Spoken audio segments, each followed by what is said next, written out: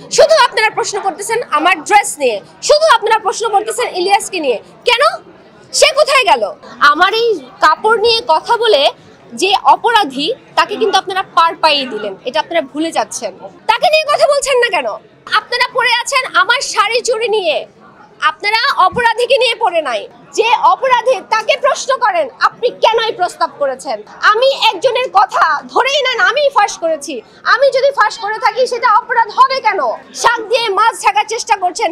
একজন ক্রিমিনাল, একজন পারফেক্ট ক্রাইমকে, একটা পারফেক্ট ক্রিমিনালকে আপনারা জাস্ট ধামাচাপা দেওয়ার চেষ্টা করছেন। আজকে আমি নীলা ইসরাফিল যদি থেমে যাই, পুরো বাংলাদেশের নারীরা থেমে যাবে, এটা মনে রাখবেন।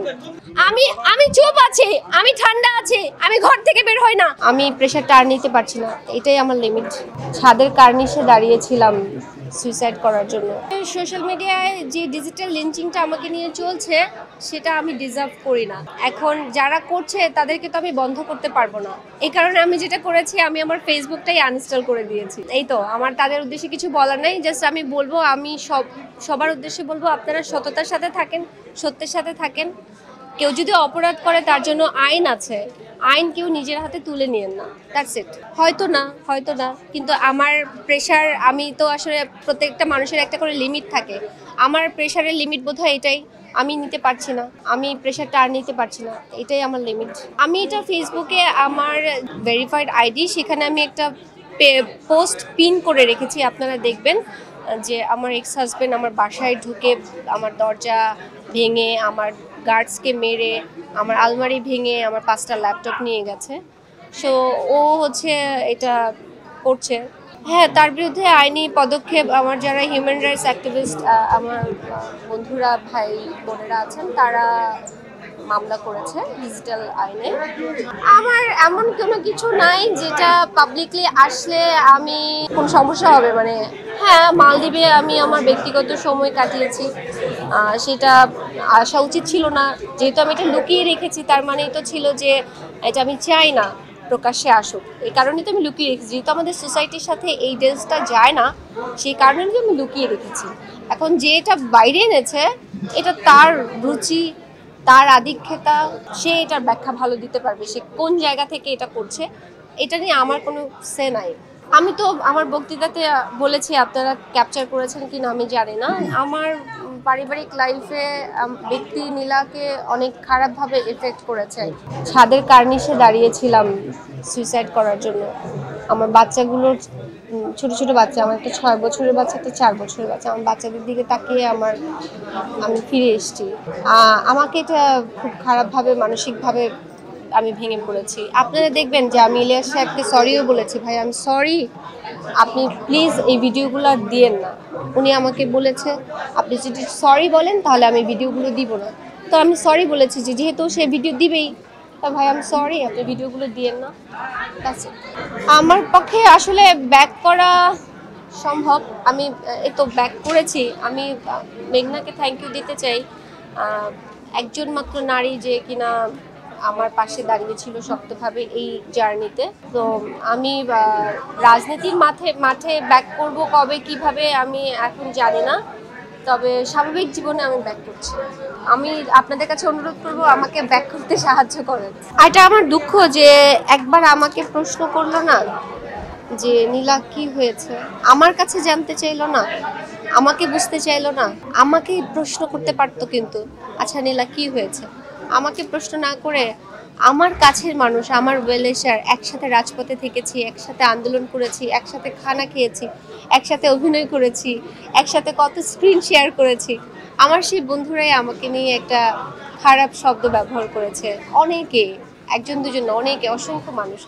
আমার কাছে কেউ কিছু জানতে চায় না, এটা আমার দুঃখ, এছাড়া আর কিছু না। রিসেন্ট আমি ফোন অন করা শুরু করেছি, অন করি আবার বন্ধ করি, ওয়াইফাই বন্ধ করে রাখি, এয়ারপ্লেন মোডে দিয়ে রাখি। আমি একদম দুনিয়া হারা হয়ে ছিলাম কিছুদিন নিজের মধ্যে। কিছু মানুষ তো, আমি ফেসবুকে ভিডিও লিঙ্কের কমেন্টগুলো পড়েছিলাম কয়েকবার, তখন তো দেখলাম যে অকথ্য কথা, অনেকে বাজে বাজে লেখা। তো এরপরে আমাকে বলা হলো যে তুমি কমেন্ট পড়া বন্ধ করো বাসা থেকে। আমি কমেন্ট পড়া বন্ধ করলাম, এরপরে ফেসবুক আনইনস্টল করে দিলাম। সো কিছু মানুষ আমার মানে ফোন করেছে বা টেক্সট করেছে যে নীলা তুমি সাহসী, তুমি ভেঙে পড়ো না, এটা কিছু হয় না, এটা একটা ড্রেস, এটা এরকম মানে কেউ আমাকে, অনেকেই আমাকে হচ্ছে সান্ত্বনা দিয়েছে, সাহসিকতার কথা তুলে ধরেছে, আবার অনেকেই আমাকে বাজে কথা বলেছে। আমি একটা কথা বলি, আপনারা একটু চুপ থাকেন। আপনারা কি শাক দিয়ে মাছ ঢাকছেন না? আমি এই যে আমার যে ড্রেসটা, এই ড্রেসটা সামনে কেন আসলো, এটা গোড়াটা কোথায়? যে অপরাধটা করেছে সেই অপরাধীকে আপনারা পার পাইয়ে দিচ্ছেন এই প্রশ্নগুলো করে। আমার এই কাপড় নিয়ে কথা বলে যে অপরাধী তাকে কিন্তু আপনারা পার পাইয়ে দিলেন, এটা আপনারা ভুলে যাচ্ছেন। আপনারা কিন্তু তাকে নিয়ে একটা প্রশ্ন করেন নাই, একটা সাংবাদিক তাকে নিয়ে প্রশ্ন করেন নাই। তার অবস্থা কি, সে কেন করেছে, সে সাহস কোথা থেকে পেল, এই বিষয়ে আপনারা কেউ প্রশ্ন করেন নাই। শুধু আপনারা প্রশ্ন করতেছেন আমার ড্রেস নিয়ে, শুধু আপনারা প্রশ্ন করতেছেন ইলিয়াসকে নিয়ে। কেন? সে কোথায় গেল, তাকে নিয়ে কথা বলছেন না কেন? সেটা আপনারা, আপনার দৃষ্টিতে কি, আপনার দৃষ্টিতে কি, আপনারা সেটা নিয়ে কেন চিন্তা করলেন না? তার কাছে গিয়ে প্রশ্ন করেছেন যে আপনি এই অফারটা করার সাহস কি করে পেলেন? করেছেন? করেন নাই, করেন নাই, কারণ আপনারা পড়ে আছেন আমার শাড়ি চুরি নিয়ে। আপনারা অপরাধীকে নিয়ে পড়ে নাই, আপনারা আমাকে নিয়ে পড়ে আছেন, যে কারণে আমাদের দেশে কোনো অপরাধের বিচার হয় না। যা আমি আপনাদেরকে বলছি যে আপনারা প্লিজ অপরাধীকে খোঁজেন, যার সাথে অপরাধ হয়েছে তাকে না। আমাকে যে প্রশ্ন করছেন, আমি এই প্রশ্নের উত্তর দিতে কি আদৌ ক্যাপাবল কিনা? আমি কি capable? Am I capable? I am not a capable person right now to answer all questions. Answer. যে অপরাধী তাকে প্রশ্ন করেন, আপনি কেন এই প্রস্তাব করেছেন? আপনি এরকম একটা জায়গায় বিলং করেন, আপনি রাজনীতি করেন, আপনাকে দেখে শেখার কিছু আছে, আপনার থেকে এটা প্রত্যাশা করি। আপনারা তাকে প্রশ্ন করেন, আমাকে প্রশ্ন করছেন কেন? আমি সব প্রশ্নের উত্তর দিতে বাধ্য কেন? আমি একটা ড্রেস পরেছি, এটা আমার অপরাধ হবে কেন? আমি একজনের কথা ধরেই নেন আমি ফাঁস করেছি, আমি যদি ফাঁস করে থাকি সেটা অপরাধ হবে কেন? যে আমাকে এই প্রস্তাবটা দিল সে অপরাধী না কেন? তাকে কেন প্রশ্ন করা হবে না? তাকে কেন প্রশ্ন করছেন না? তার মানে হচ্ছে আপনারা সবাই শাক দিয়ে মাছ ঢাকার চেষ্টা করছেন। একজন ক্রিমিনাল, একজন পারফেক্ট ক্রাইমকে, একটা পারফেক্ট ক্রিমিনালকে আপনারা জাস্ট ধামাচাপা দেওয়ার চেষ্টা করছেন, আমাকে প্রশ্ন করে, আমাকে হেনস্থা করে। কোনো লাভ নাই। আজকে আমি নীলা ইসরাফিল যদি থেমে যাই, পুরো বাংলাদেশের নারীরা থেমে যাবে, এটা মনে রাখবেন। আমি কথা বলছি, আমি এখনো কথা বলছি। যেদিন আমি কথা বলবো না, সেদিন অন্য কোনো নারীরাও আর কথা বলবে না। আমি চুপ আছি, আমি ঠান্ডা আছি, আমি ঘর থেকে বের হই না। আমি বুঝতে পারছি যে আমার সাথে যা হচ্ছে এটা আমি ডিজার্ভ করি না, তারপরও আমি মুখ বন্ধ করে আছি। অপমান হচ্ছে, অপমান বোধ করছি। এইটা সুযোগ আপনারা নিচ্ছেন কেন? আপনারা কেন নিচ্ছেন ভাই? আপনারাই পারেন অপরাধকে ঢাকতে, আপনারাই পারেন অপরাধকে উন্মোচন করতে, আপনারাই পারেন শাস্তির আওতায় আনতে।